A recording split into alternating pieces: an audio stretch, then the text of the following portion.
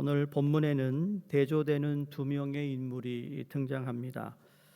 한 명은 시드기야 왕이고요. 다른 인물은 예레미야입니다. 동시대에 시드기야는 권력의 상징인 왕이라면 예레미야는 하나님의 말씀의 상징인 선지자이시죠.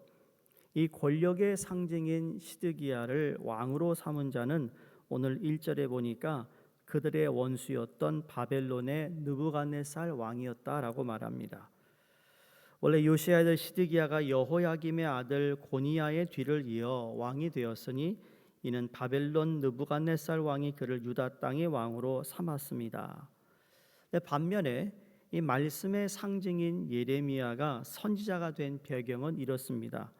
예레미야 1장 4절에서 5절에 보시면 여호와의 말씀이 내게 임하리라 이르시되 내가 너를 모태에 짓기 전에 너를 알았고 내가 배에서 나오기 전에 너를 성별하였고 너를 여러 나라의 선지자로 세웠노라 하시기로. 그러니까 예레미야는 이미 모태에 짓기 전부터 선지자로 부르심을 받았다라고 기록하고 있습니다.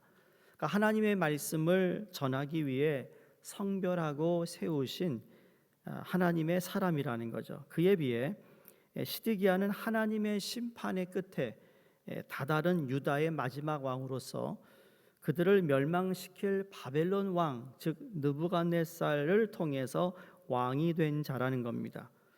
여러분 시작이 벌써 다르잖아요. 그런데 하나님의 말씀을 전하기 위해서 성별된 예레미야는 어떻습니까? 목에다가 멍에를 메고 다니는 신세가 되었고 우는 선지자가 되었고 감옥에 들어가는 건 밥 먹듯이 했고 반면에 이 세상의 권력을 가지고 있는 사람으로부터 부름을 받은 사람은 좋은 곳에서 좋은 음식 먹고 또 좋은 옷을 입고 편하게 잠을 자고 있다라는 겁니다. 참 여러 가지를 우리에게 이렇게 생각하게 합니다. 정작 하나님의 부름을 받은 사람은 이 세상이 편치 않을 수 있다라는 겁니다. 뭐가 안 느껴지세요? 하나님 말씀대로 산다는 것이 쉽지 않다는 얘기예요. 하나님 말씀을 받는 대로 전하다 보니까 사람들에게 인기가 없어요.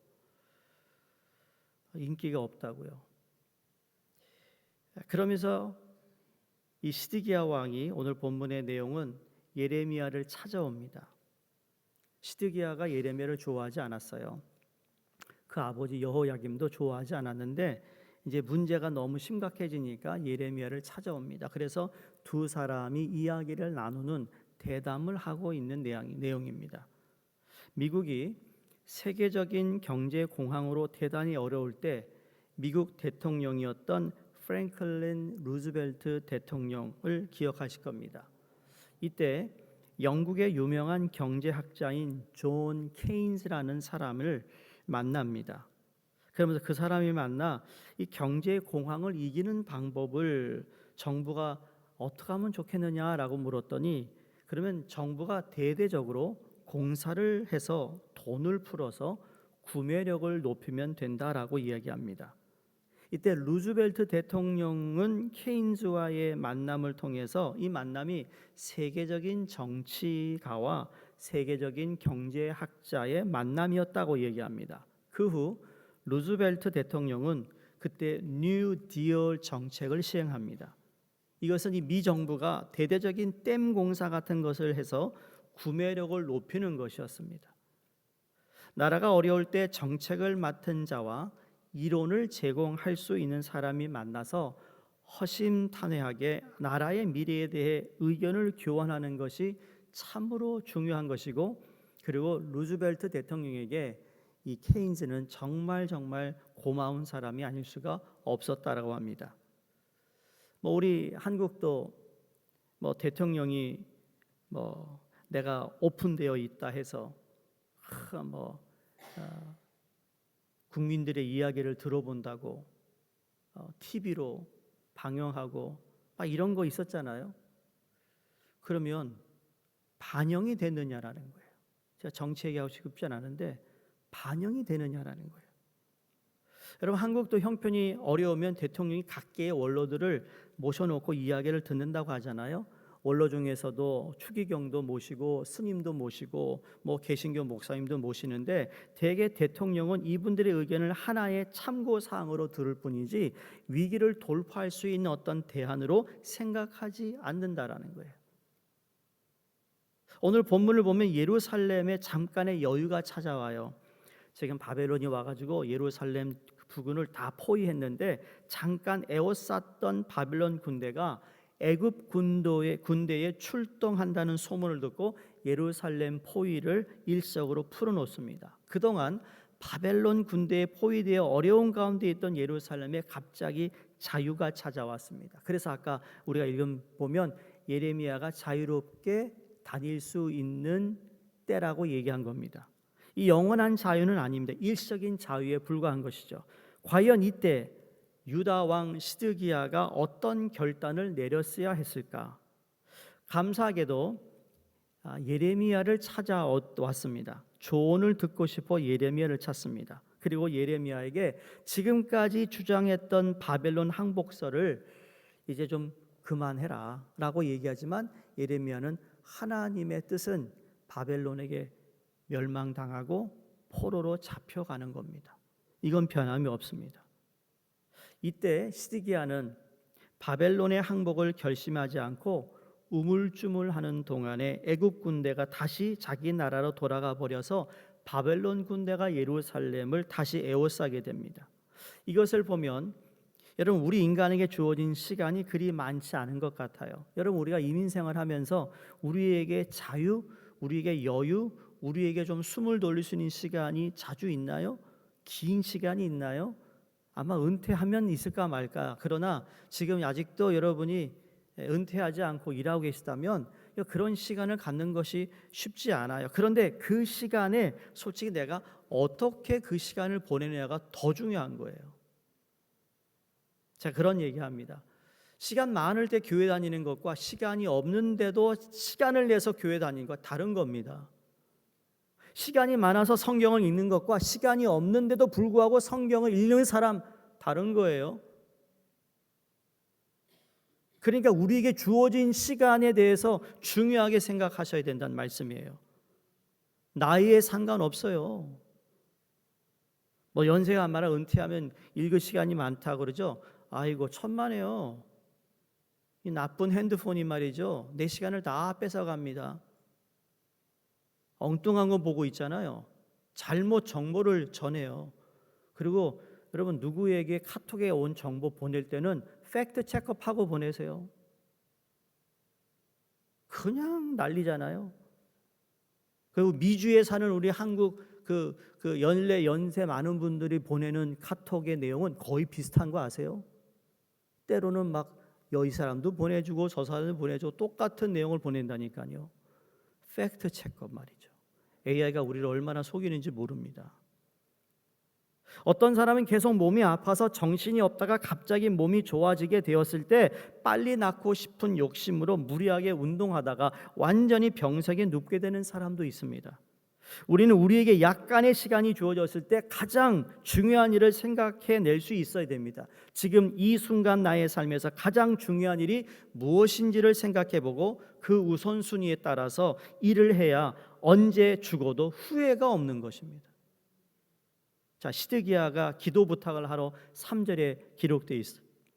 예루살렘이 바벨론에 의해 포위되었을 때 시드기야 왕이 예레미야에게 특별히 기도를 부탁한 것은 아마 그의 할아버지 히스기야를 본받은 것 같아요. 나라가 어려울 때면 왕들은 하나님의 선지자들에게 기도를 부탁했습니다. 그런데 시드기야 평소에 예레미야를 좋아하지 않았습니다. 그래서 예레미야도 시드기야를 좋아하지 않았을 겁니다. 그런데 찾아와서 이제 바벨론에 포위된 이 위기 가운데 예레미야를 찾았던 것은 그의 설교는 듣기 싫었지만 그가 참된 하나님의 선지자라는 믿음은 있었던 겁니다. 이 참 모순이죠. 그 사람이 참된 하나님의 선지자라고 그러면 하나님의 말씀도 들을 줄 알아야 되는데 듣지 않습니다. 여러분은 어떠세요? 목사라고 인정은 하는데 목사가 하는 설교는 듣지 않는다? 이 모순인 겁니다.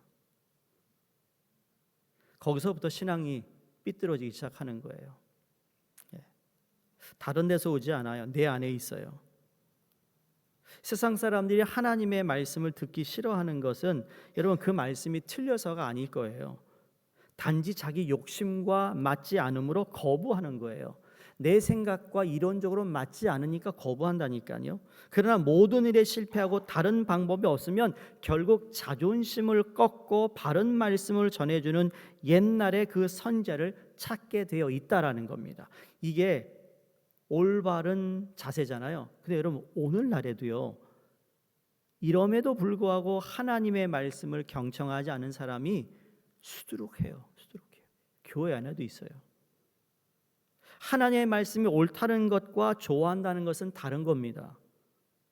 하나님의 말씀이 옳다, 하나님의 말씀이 좋다, 같은 말이 아니라는 거예요.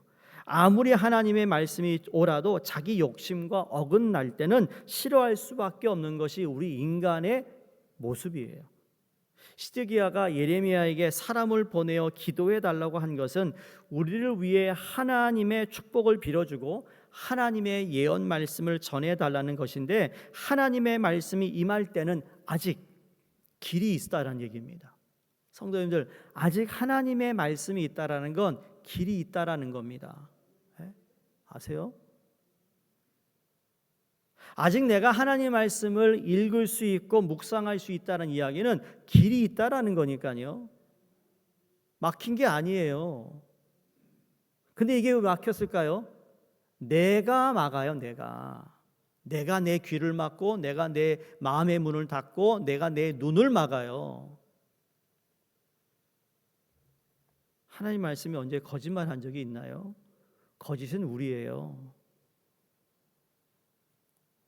대개 그 하나님의 말씀 우리의 많은 희생을 요구합니다. 즉 이러이러한 죄는 버리라고 말씀하세요. 너 저러한 그 모습 버리라고 얘기합니다. 이때 우리가 그 하나님 말씀에 순종하면 하나님이 반드시 기회를 더 주실 뿐만 아니라 큰 부흥을 일어나게 하시는 줄로 믿습니다. 여기서 부흥이라는 것은 그동안 하나님과 그 백성 사이를 가로막고 있던 죄의 찌꺼기들이 제거되면서 하나님의 은혜가 폭포수같이 부어지는 것을 말하고 있습니다. 이런 거예요. 여러분 집에서 갑자기 싱크대에 물이 안 내려가요. 왜 안 내려가죠?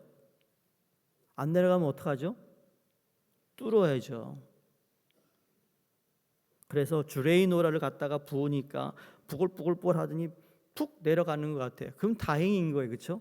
그거는 몇 번 부었는데도 이게 안 내려간다 그러면 진짜 전문의를 불러가지고 뚫어야 되는 거거든요. 그게 뚫려야 지금 내가 싱크에 쓰는 모든 물이 다 밑으로 확 그냥 내려가는 거 아니겠어요? 그와 같다라는 거예요.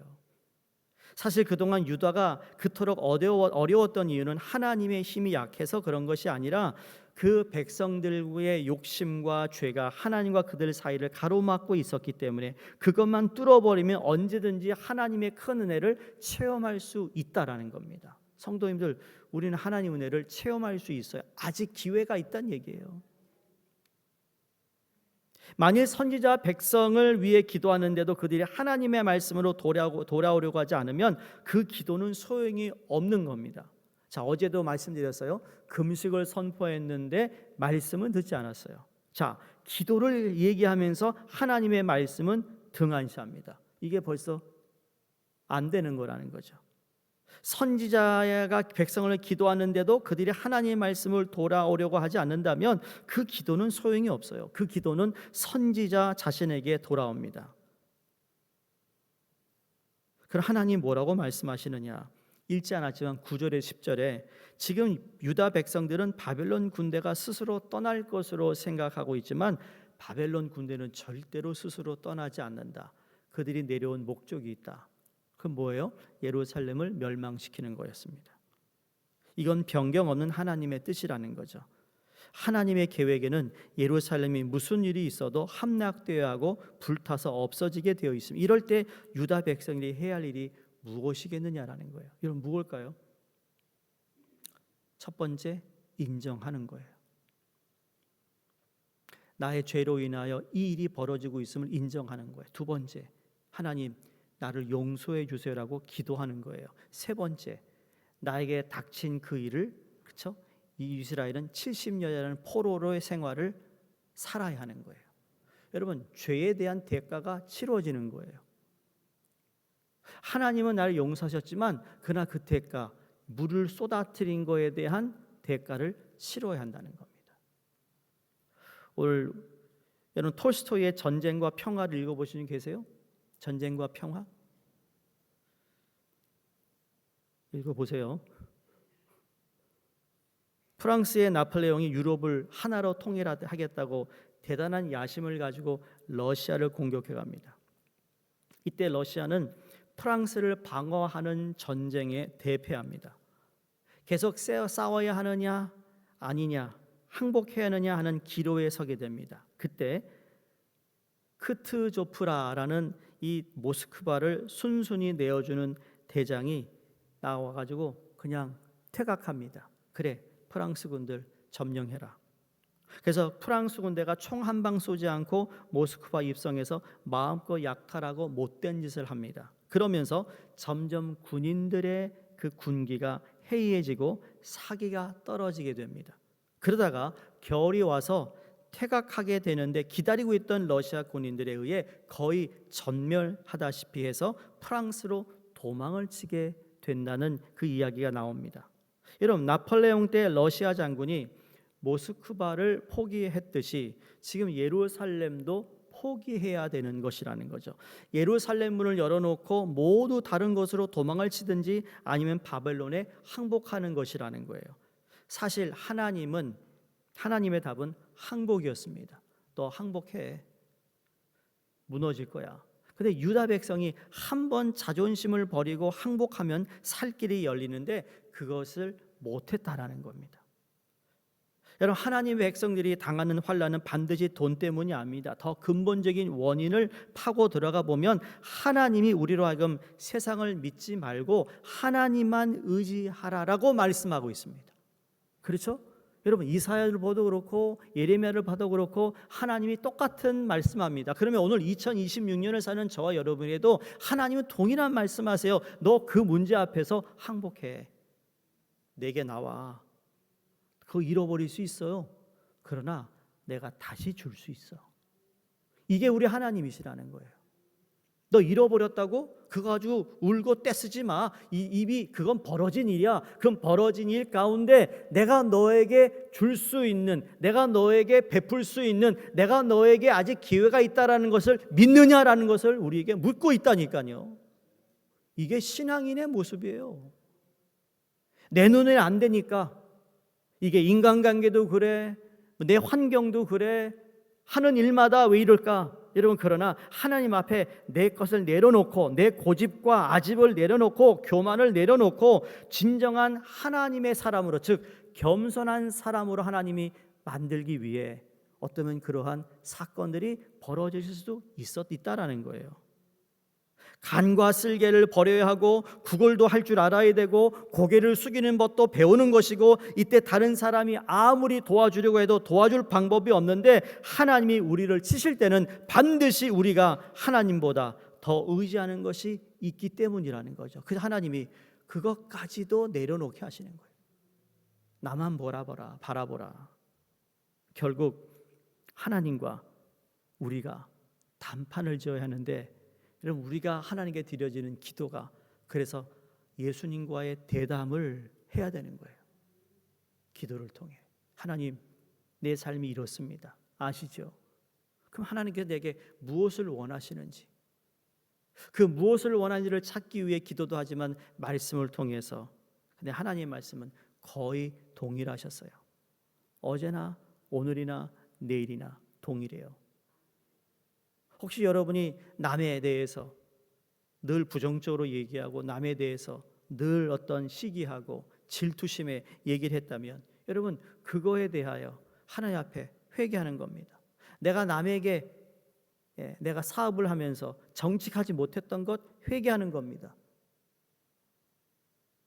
내가 머리를 한 번도 숙이지 않았다면 머리 숙이는 겁니다. 근데 그게 이기는 겁니다. 그게 이기는 겁니다. 목이 뻣뻣하면 저희 장인어른이 그랬습니다. 운전을 할 때도 목에 너무 힘주지 마라. 누가 퉁 치면은 부드러운 사람은 팅 하고 그냥 괜찮은데 뻣뻣한 사람은 퍽 하고 부러진다는 거예요. 그건 맞는 말씀이에요. 맞아요. 그게 지혜가 있는 말씀이잖아요. 왜 이렇게 뻣뻣하고 왜 이렇게 곧냐고요. 조금만 더 버터를 더 많이 드시든지 해서 좀 부드러워지시라고요. 우리 하나님 앞에서는 더더욱 우리가 하나님, 내가 여기 있습니다. 오늘도 나를 어루만져 주시고 나를 다시 소생케 하시고 내게 은혜를 주시고 하나님 말씀을 들을 수 있는 기회가 있다라는 건 나를 다시 주님이 기회를 주고 있다라는 사실을 믿으시면서 하나님 앞에 먼저 우리가 겸손히 고개 숙여 기도할 때 여러분 그 외의 모든 것들을 하나님께서 다 준비해 놓으시고 허락하시는 은혜가 있을 줄로 믿으며 오늘도 담대하게 주님과 기도하시고 주님 앞에 나오시기를 주 이름으로 축원드립니다. 하나님 아버지, 사람은 죽음 앞에 두려움을 갖는 것이 정상이고 그러나 죽음을 가져오는 이들을 두려워하지 않는 저희가 되기를 원합니다. 찾아오는 불안과 염려와 걱정과 근심에 두려워할 수밖에 없지만 그 두려움보다 더 크신 하나님을 바라보게 하여 주시옵소서. 무엇보다 전능자 하나님 앞에서 오늘도 두려움으로 경배하고 하나님의 심판이 또한 우리에게 임했지만 예수 그리스도를 통하여 구별된 삶을 허락하셔서 이제는 영광의 자리에 서게 하심을 감사합니다.